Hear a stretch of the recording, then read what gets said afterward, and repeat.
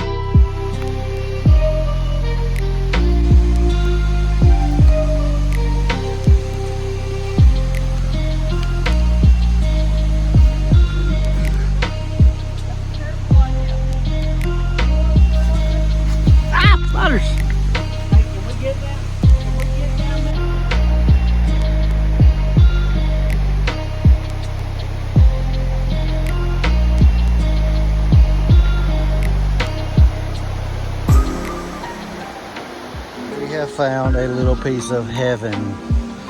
Finally made it to the Midnight Hole, and oh my god, I gotta check this out. This is amazing.